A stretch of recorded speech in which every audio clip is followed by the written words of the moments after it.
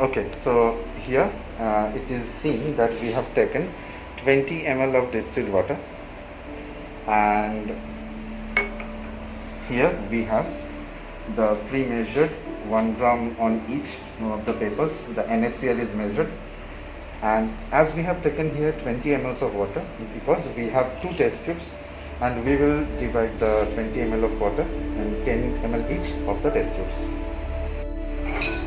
So here it is a thermometer. It is mainly used for measuring temperature of a room. Here you can see the water is present here. This is the wet bulb thermometer, and this is the dry bulb thermometer. So it is seen that the dry bulb thermometer has a temperature of reading of 32 degrees Celsius today, and 28 degrees Celsius of wet bulb thermometer temperature is seen today. Okay.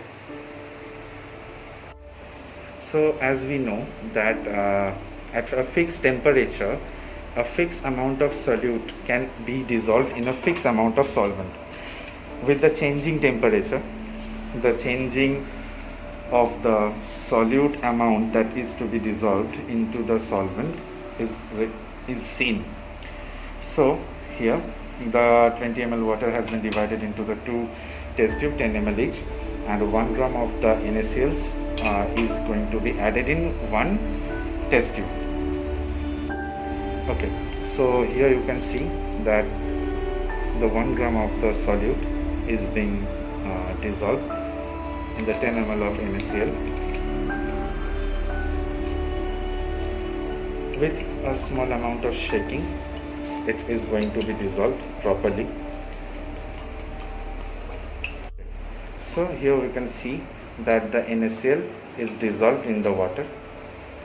So we can say that it is possible to dissolve 1 gram of NaCl in 10 ml of water at the temperature of today, which we have recorded previously. So it can be seen that the next amount which we have added was the second time we added the 1 gram of NaCl is not getting dissolved as quick as it dissolved in the first time.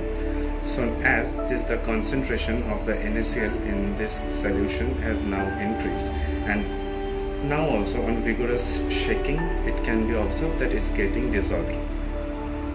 So we have decided to, as we are trying to know the maximum solubility of NaCl and in this amount of water, and as it is the solution to prepare, and so we have decided to add more amount of solute. So on further adding, we can see that it is not getting dissolved anymore, and it gets deposited in the bottom of the test tube.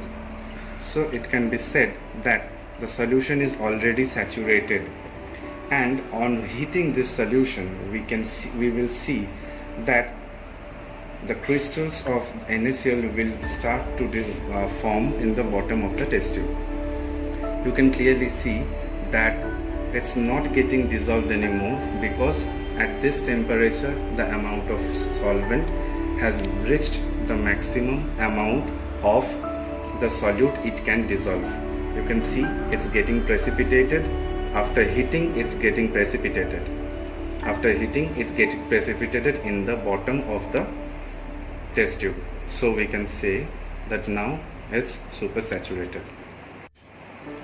So it can be said that on increase, and you can so supersaturated solutions, when are cooled, the molecules of the solution, which are the molecules of mainly the molecules of the solvent, come closer, and the intermolecular space gets reduced. So we have also cooled this supersaturated solution, and you can see, due to the coming closure of the molecules of the solvent, the solute starts to precipitate in the bottom of the test tube as they are forming crystals. So we can say the supersaturated solutions, when are cooled, can precipitate crystals of the solute.